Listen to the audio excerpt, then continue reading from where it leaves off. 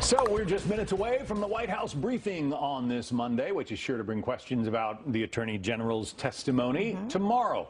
Welcome to the second hour of Happening Now. I'm John Scott. And I'm Heather Childers. Thank you for joining us or sticking around either way. Nice to be here.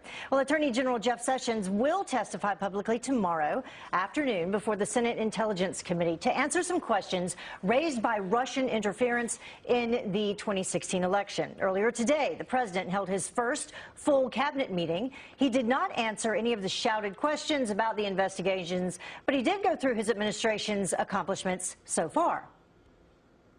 Never has there been a president, with few exceptions, in the case of FDR, he had a major depression to handle, who's passed more legislation, who's done more things than what we've done. We've achieved tremendous success, and I think we've been about as active as you can possibly be, and at a just about record-setting pace. And joining us now with more, White House correspondent Kevin Corke. Hi, Kevin. Hey there, Heather. You're right. Just a slow day, right? Another Monday, more talk about the Russia investigation. Listen, coming up the bottom of the hour, we obviously have the press briefing, and there's no doubt that the Attorney General's pending conversation with congressional lawmakers about so-called Russian meddling during the election will certainly be a topic of discussion. And I think it's interesting, perhaps, what he says, and some would even argue what he doesn't say, could prove to be fairly instructive, if nothing else. Also, critics have wondered if this isn't yet another fishing expedition perpetrated by Democrats, for example, to keep alive the story, which has yet to produce, at this point, any evidence of collusion between the campaign and the Kremlin. Also this afternoon, as you pointed out, we saw the president conducting a meeting with his cabinet, and he used the occasion to suggest that despite the Russia distraction, the White House is hard at work.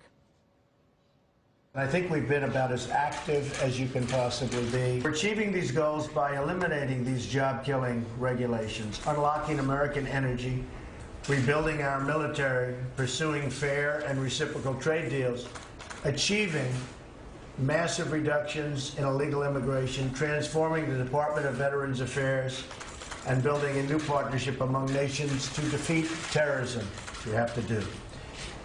In just a very short time, we're seeing amazing results. Amazing results, so says the president. Meanwhile, an interesting conversation this morning here on Fox about what the Trump family has faced since the president won the White House. Advisor and first daughter Ivanka on Fox and Friends this morning.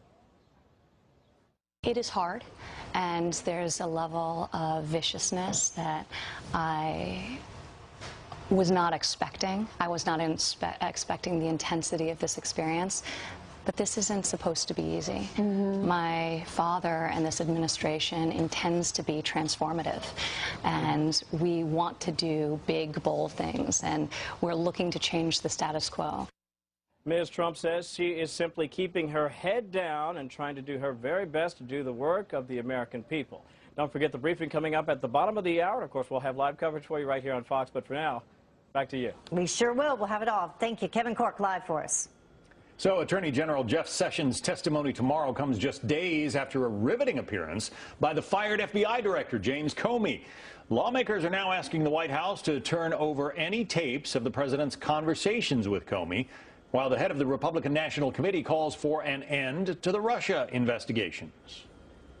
We learned a lot from James Comey, that these investigations are going to keep going forward if the Democrats have their way.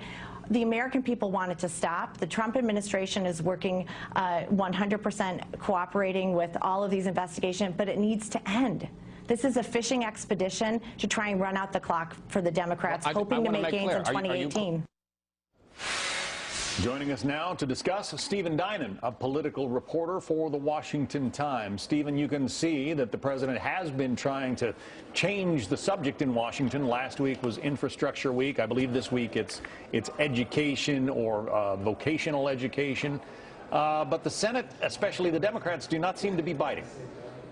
Yeah, no, that's right. And look, you know, tomorrow's testimony, I think it was probably a good choice for Sessions to come out and say he would do this publicly. If he'd done this behind closed doors, you would have had even more calls going on in the future for him to actually have a public hearing. This is a chance to at least rip the Band-Aid off of this part of the investigation. Of course, this public testimony tomorrow was prompted by Jim Comey's testimony last week. It'll be interesting to see what new sort of eggs the Attorney General General leaves out there to be cracked by yet another hearing in the future. You know, the chain seems to keep going and going. Yeah, Democrats were outraged during the Obama administration at the Benghazi hearings, for instance. Is this their attempt at payback?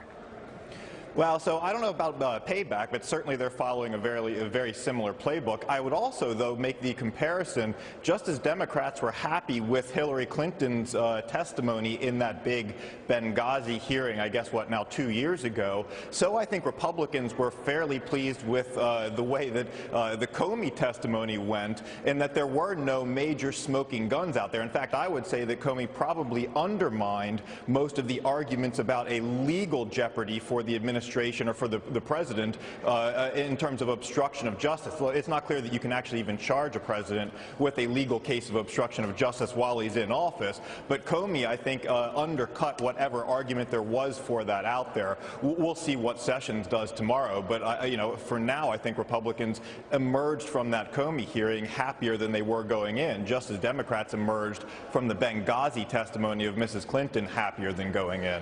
Kellyanne Conway, the president's advisor, said something on Fox and Friends regarding the fact that Democrats don't always see it the same way Republicans do in terms of misbehavior in office. Let me play for you what she had to say.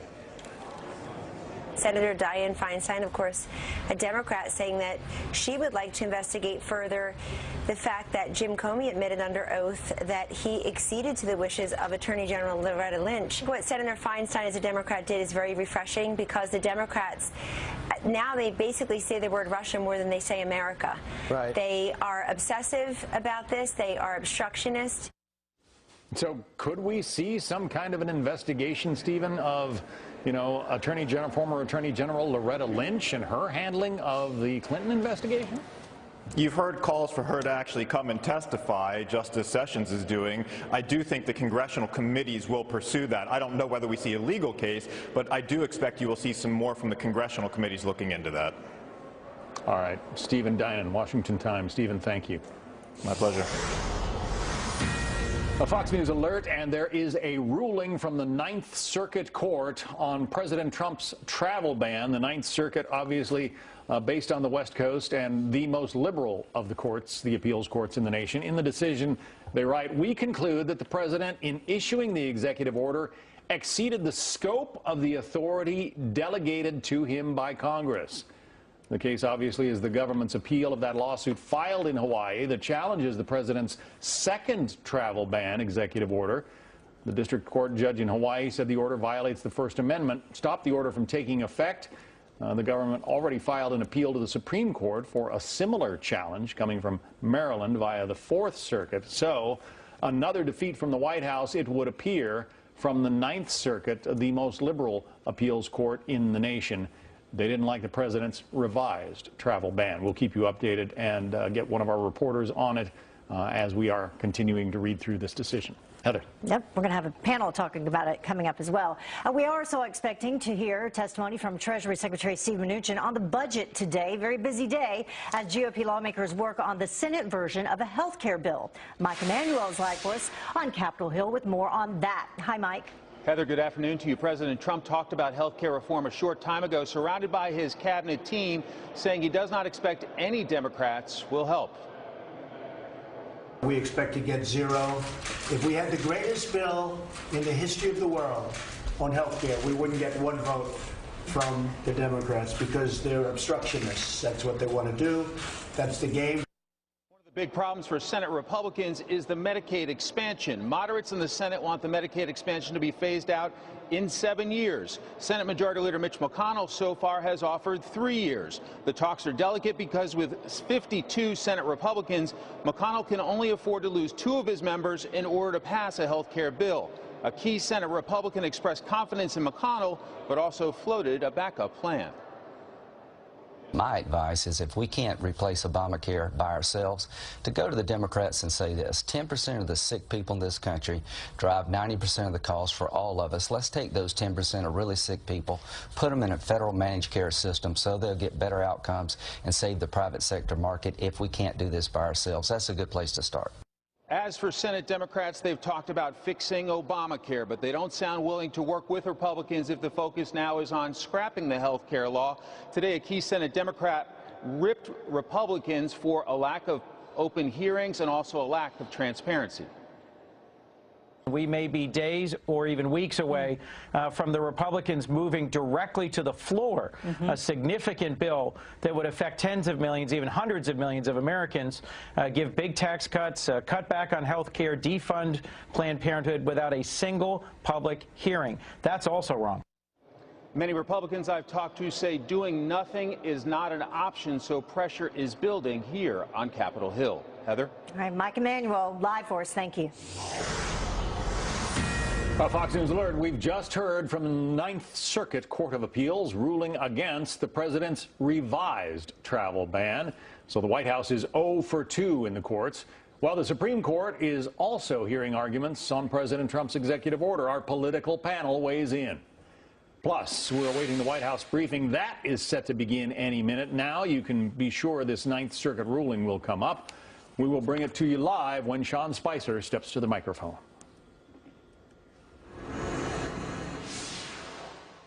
That people from 5 majority Muslim countries should not be allowed to travel into the United States until further review.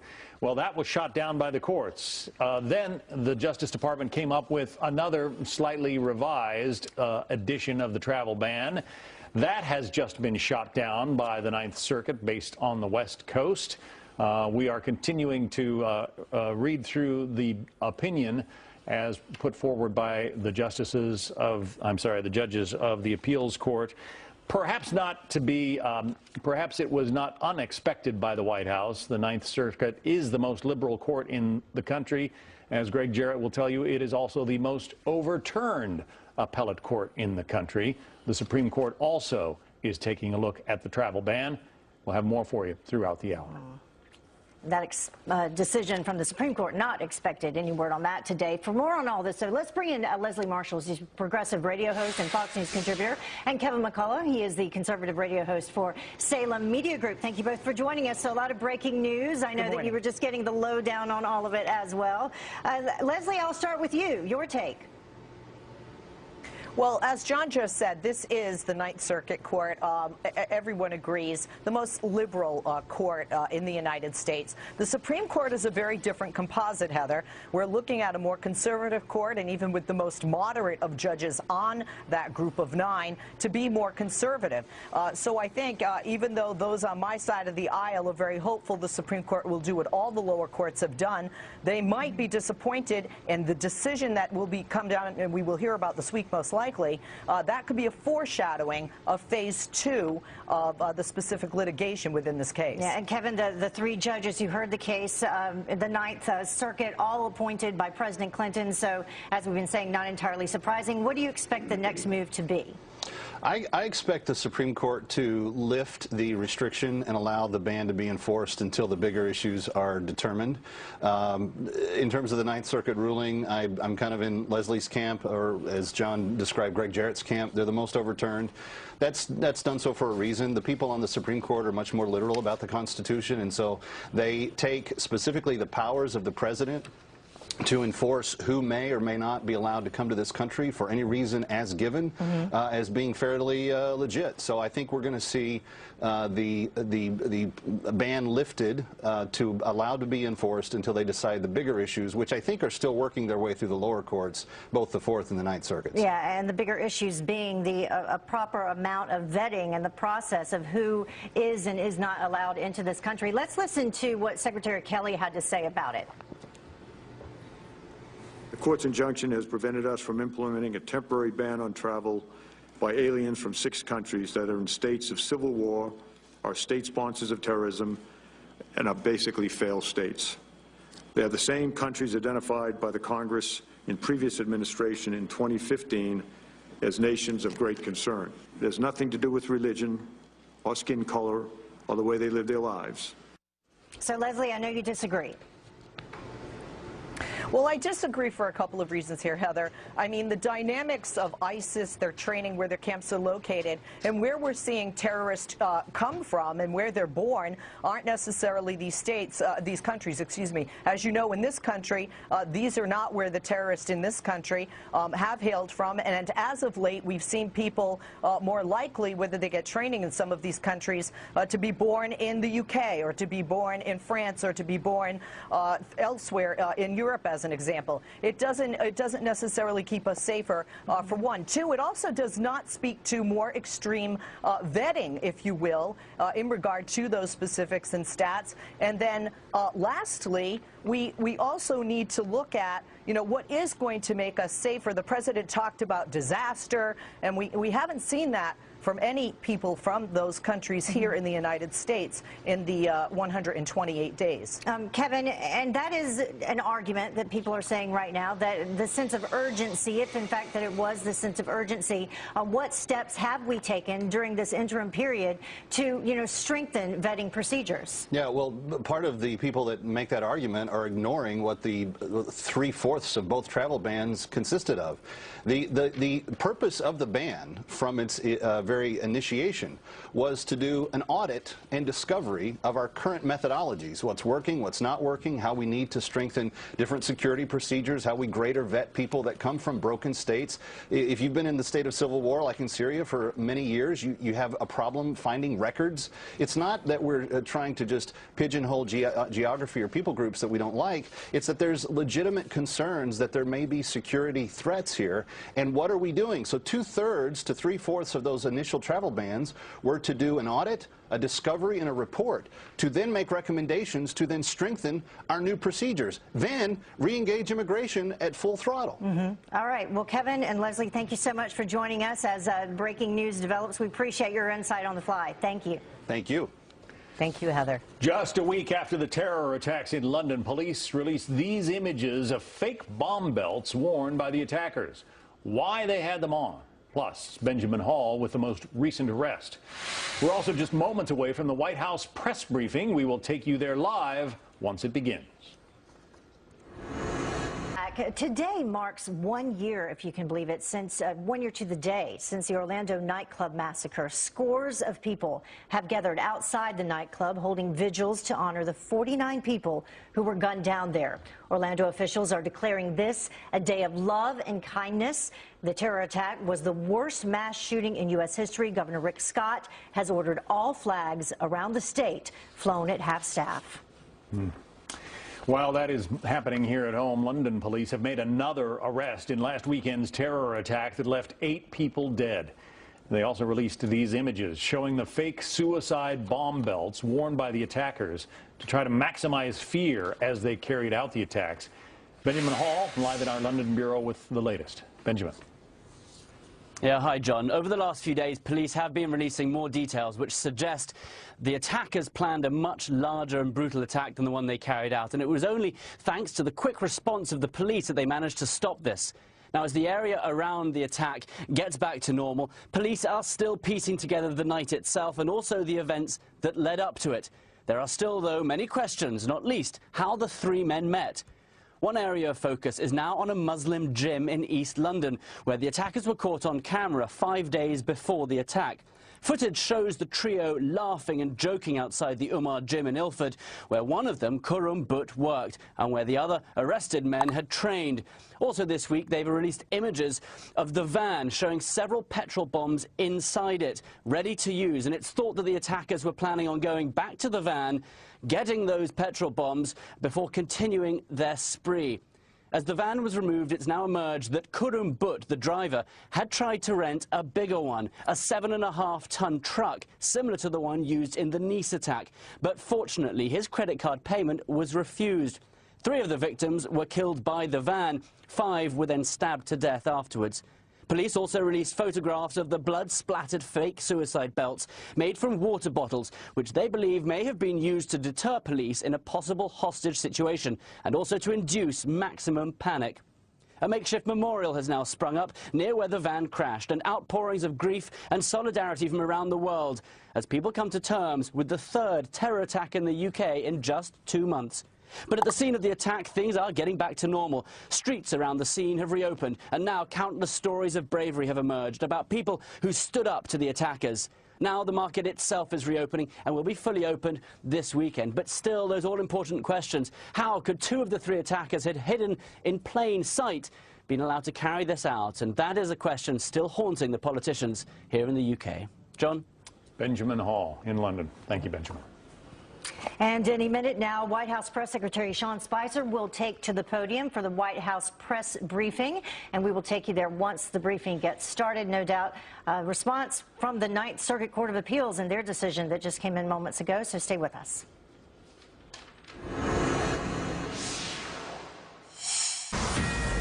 We are waiting for the daily White House briefing to begin at any moment now, and on a busy news day with another appeals court ruling blocking the president's revised travel ban, while the Attorney General prepares to testify tomorrow at an open hearing before the Senate Intelligence Committee to answer questions raised by former FBI Director James Comey in his last testimony last week. Or earlier on Fox and Friends, Ivanka Trump discussed her father's reaction to the Comey testimony. My father felt very vindicated in all the statements that he's been making and feels incredibly optimistic. And the Trump administration making it clear that it wants to focus on jobs. Ivanka Trump joining the effort to spread that message. We're visiting one of the great examples of skill-based learning and skills-based education, a technical school in Wisconsin, which we're very excited about, to talk about the skills gap and to really highlight the fact that there is a viable path other than a 4-year college experience. So really investing in vocational education, skill-based training.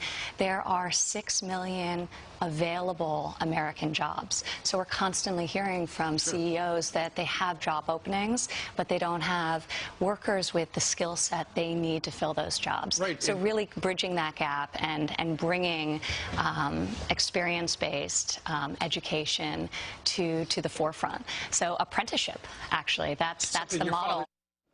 And all of this likely, no doubt, to come up at the White House briefing, and we will bring you that live as soon as it begins. John?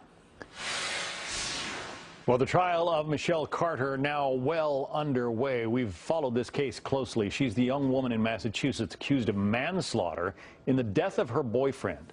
He killed himself by carbon monoxide inhalation after Carter sent him numerous text messages urging him to commit suicide. Carter's defense attorney says he was searching for ways to end his life long before she encouraged him to do it. Mr. Roy was suicidal for a very, very lengthy period of time. That comes out in his text messages very clearly. She did not have a duty, a legal duty, and therefore any omission to call for assistance is lacking in the evidence at this point. Our legal panel, Jonna Spilbor, a criminal defense attorney and a former prosecutor, Fox News legal analyst, criminal defense attorney Mercedes Colwin. Mercedes, you know, most people are revolted by what she did. The question is it against the law? It is when you think about what he had done in the final moments of his life. He was in the car, he had second thoughts, and here's Carter